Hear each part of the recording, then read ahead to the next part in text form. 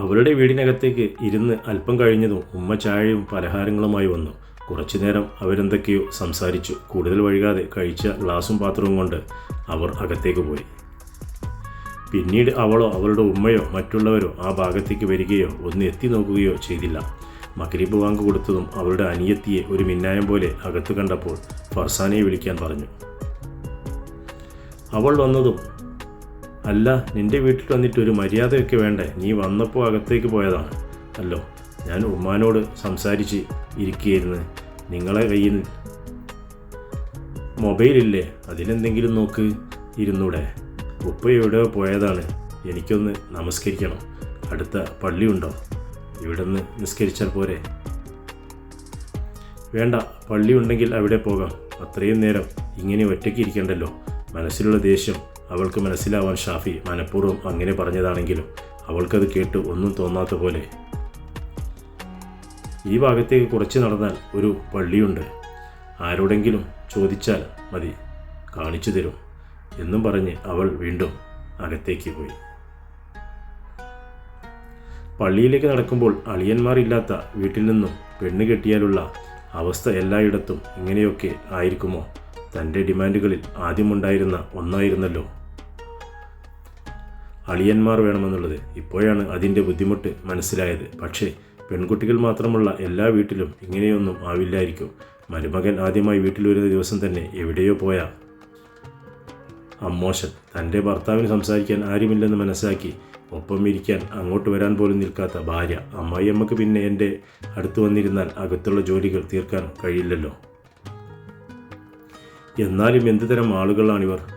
കൂടുതൽ ആലോചിക്കേണ്ട, സമനില തെറ്റിയത് ഇപ്പോഴും നേരെയായി തുടങ്ങുന്നതേയുള്ളൂ എന്നും ചിന്തിച്ച് പള്ളി കണ്ടുപിടിച്ചു.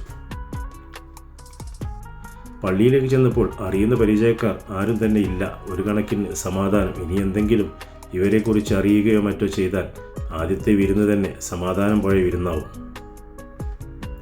നമസ്കാരം കഴിഞ്ഞ് വീട്ടിലേക്ക് വന്നപ്പോഴും ഉപ്പ വന്നിട്ടില്ല. വീണ്ടും ആ ഇരുത്തം മൊബൈലും നോക്കി അങ്ങനെ ഇരുന്നു. ഇടയ്ക്കെങ്കിലും അവളൊന്ന് വന്നിരുന്നെങ്കിലെന്ന് തോന്നിയെങ്കിലും അവൾ വന്നില്ല. നെടുവീർപ്പുകൾ ഉണ്ടായത് ഭാഗ്യം. അല്ലെങ്കിൽ എങ്ങനെയാണ് ഈ ഒരവസ്ഥയൊക്കെ മറികടക്കുക? ഇശാ നമസ്കാരം കഴിഞ്ഞ് വന്നപ്പോഴാണ് ഉപ്പ വന്നിട്ടുണ്ടെന്ന് മനസ്സിലാകുന്നത്. ഷാഫിയെ കണ്ടപ്പോൾ ഞാനൊരു ആവശ്യത്തിനായി പുറത്തു പോയതായിരുന്നു എന്നൊക്കെ പറഞ്ഞ് അകത്തേക്ക് പോയി. വീണ്ടും ഒറ്റയ്ക്ക് ഉമ്മയും വാപ്പയും തൻ്റെ ഭാര്യ അടക്കമുള്ളവർ ആ വീട്ടിലുണ്ടായിട്ടും തൻ്റെ അടുത്തേക്ക് വരാതെ അടുക്കളയുടെ വാതിലടച്ച് അവരവിടെ ഇരുന്ന് എന്തൊക്കെയോ ചെയ്യുന്നു. ഷാഫി അറിയാത്ത ഏതോ പണക്കാരൻ്റെ വീട്ടിൽ പൈസ കടം വാങ്ങാൻ വന്ന ആളെപ്പോലെ അവിടെ ഇങ്ങനെ ഇരുന്നു, ആരെങ്കിലും വരുമെന്നും പ്രതീക്ഷിച്ച്. താൻ നേരിടേണ്ട വിധികളിൽ ഇതുപോലെയുള്ളതും ഉണ്ടാവും. അതായിരിക്കാം ഇങ്ങനെ ഒരു നിമിഷം അനുഭവിക്കേണ്ടി വന്നത്. കൂടുതൽ വൈകാതെ ഫുഡ് കഴിക്കാം എന്ന് പറഞ്ഞ് ഉമ്മ ഭക്ഷണം കൊണ്ട് വന്നപ്പോൾ അവർ കാണിച്ചതിലുള്ള പ്രതിഷേധം പോലെ ഷാഫി ഒരക്ഷരം മിണ്ടാതെ ഭക്ഷണം കഴിച്ച് എഴുന്നേറ്റ് റൂമിലേക്ക് ചെന്ന്. പിന്നെയും ഒരുപാട് കഴിഞ്ഞാണ് അവൾ വരുന്നത്. വന്ന ഉടനെ അവൾ പറഞ്ഞു, എന്നാലും നിങ്ങൾ എൻ്റെ ഉപ്പയോട് ഒന്നും മിണ്ടാഞ്ഞത് ശരിയായില്ല.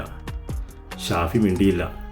ഒരു മരുമകൻ വീട്ടിൽ വന്നിട്ട് ഉപ്പയോട് സംസാരിച്ചില്ലെങ്കിൽ ഉണ്ടാകുന്ന അവസ്ഥ നിങ്ങൾക്ക് അറിയാഞ്ഞിട്ടാണ്.